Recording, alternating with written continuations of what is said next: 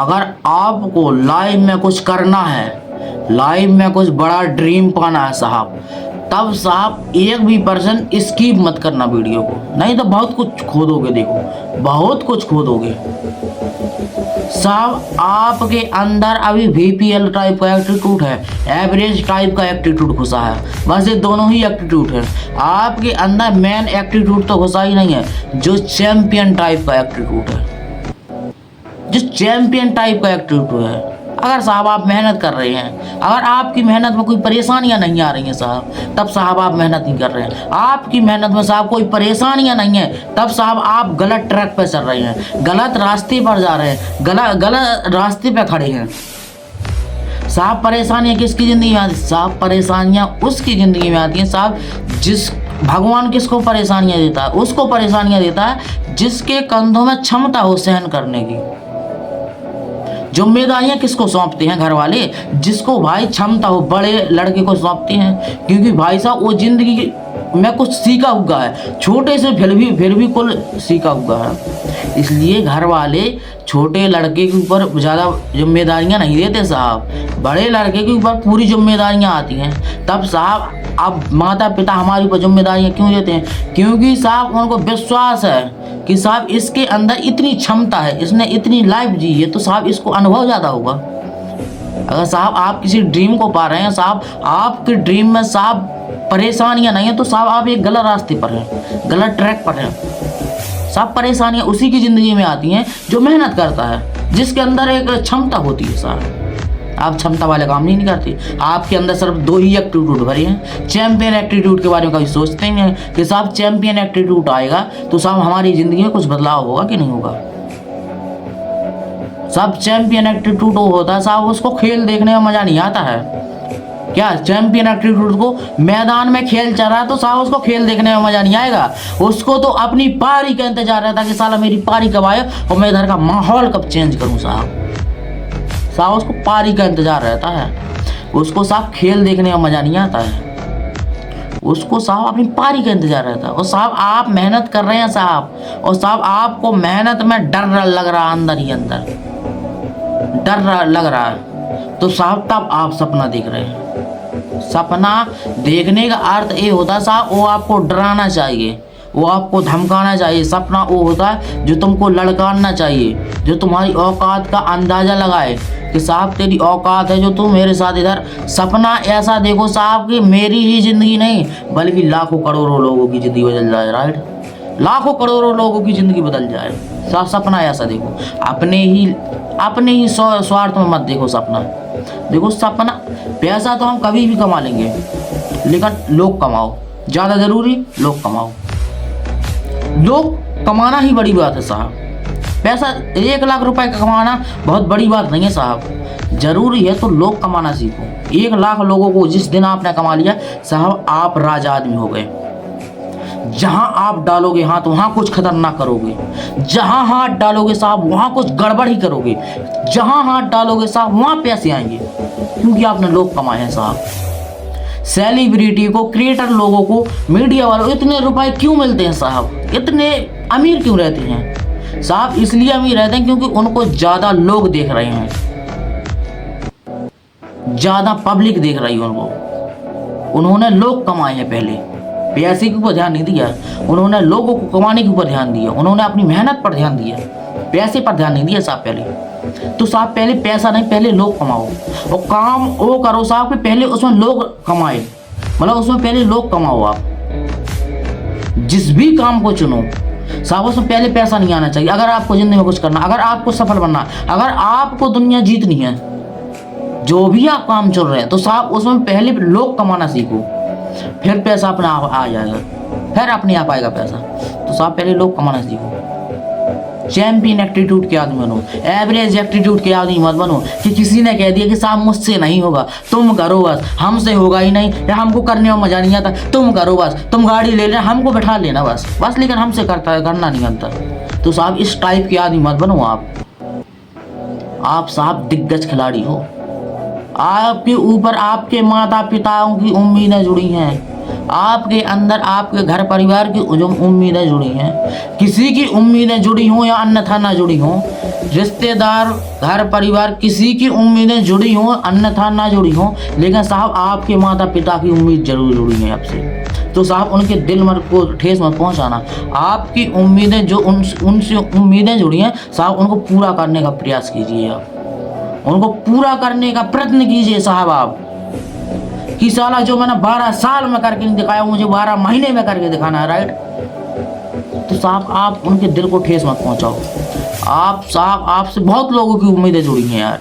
देखो अतीत कभी मत भूलो। मैं 2 रास्ते बताता हूँ आपको, 2 नियम बताता हूँ साहब। आपने उन नियमों को पालन कर लिया साहब, जिंदगी में लिख कर देता हूँ, कभी आप रूठेंगे नहीं, कभी आसपास नहीं होंगे, कभी गलत रास्ते पर नहीं जाएंगे साहब।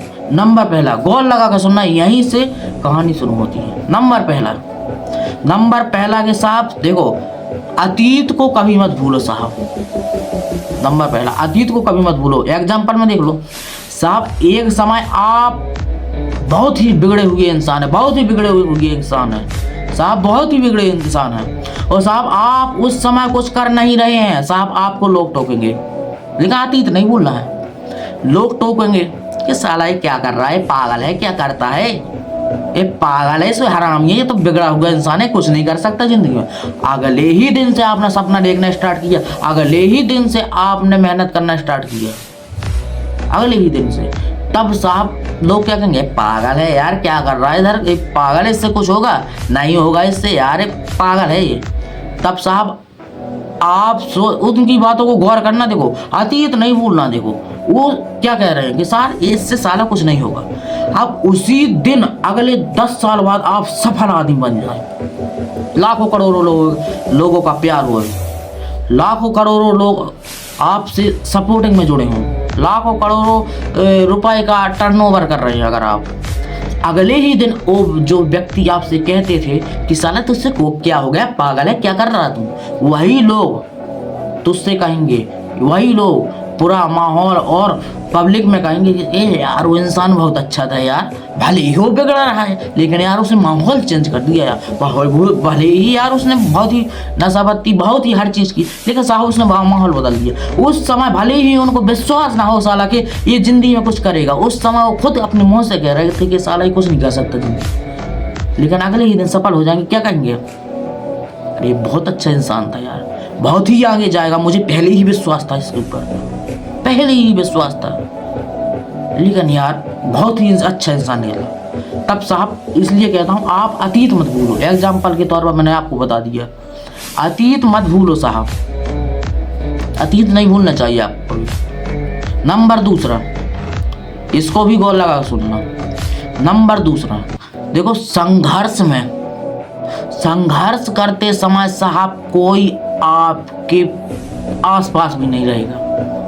संघर्ष में साहब आपके कोई आसपास भी नहीं रहेगा। संघर्ष में साहब कोई काम नहीं देता है, सुनो, संघर्ष में कोई काम नहीं देता साहब, लेकिन सफलता में दुनिया साथ देती है,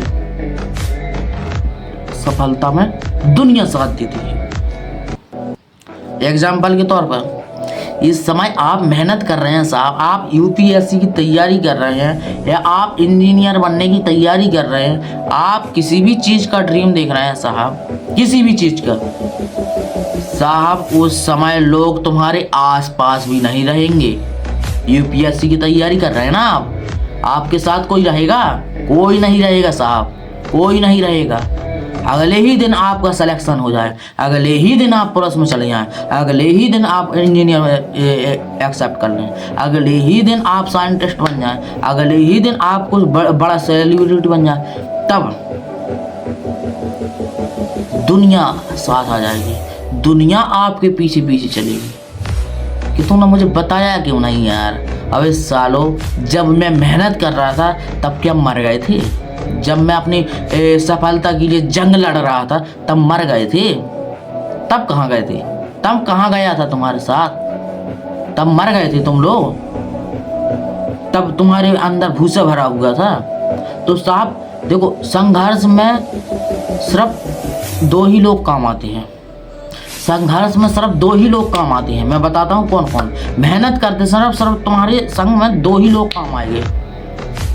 सबसे पहली बात, सबसे पहला आदमी है वो माता पिता, सबसे पहले। दूसरे तुम खुद, और कोई साहब संग नहीं देगा, और कोई साथ में नहीं आएगा साहब। अगर आप सोच रहे हैं कि साहब मेरा कोई और काम आए, साहब कोई नहीं आएगा काम। कोई आपसे देखने तक नहीं आएगा। किसी से 10,000 रुपये मांगते के देख लो साहब, उसकी औकात पता चल जाएगी तुम लोगों की कि साला ये मेरे को चाहता कितना है, ये मेरा दोस्त कितना बड़ा है।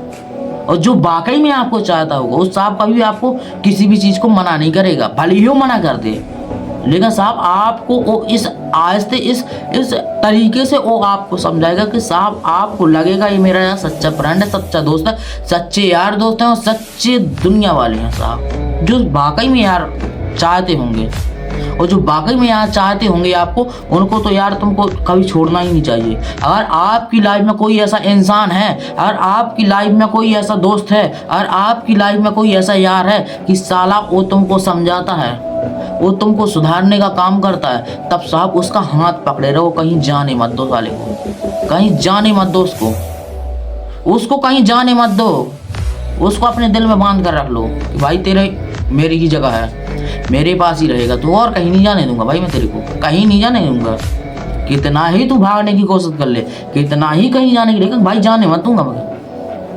अगर तुम्हारे पास कोई ऐसा दोस्त है, अगर कोई ऐसा यार है कि साला वो तुमको समझाता है, तुमको अच्छी रास्ते पर जाने का कार्य करता है, तब साहब उसको छोड़ने का काम मत करो। आप उसको कभी छोड़ना मत भाई, बिल्कुल राइट बात कह रहा हूँ। अगर आपको दुनिया में कुछ करना है, आप करोड़ों लोगों में से एक आ गए, अगर आपको एक सच्चा फ्रेंड, सच्चा यार मिला है ऐसा कि साला वो तुमको यार समझाता है, तुमको अच्छे रास्ते पर चलाने का कार्य करता है, तब साहब आपको उसकी बातों को गौर करना पड़ेगा, उसकी बातों को फॉलो करना पड़ेगा साहब, तब आप सफल हो पाएंगे, तब आप सफल हो पाएंगे। आई बात समझ में आई बात है, तब साहब आप सफल हो पाएंगे। चलते हैं, आगे होंगी समझ में बात, बस आगे होंगी बात समझ। नए आए हैं तो फॉलो कर लें, और नए आए हैं सब्सक्राइब भी कर लें, ठीक है। मिलते हैं आपको नेक्स्ट वीडियो में।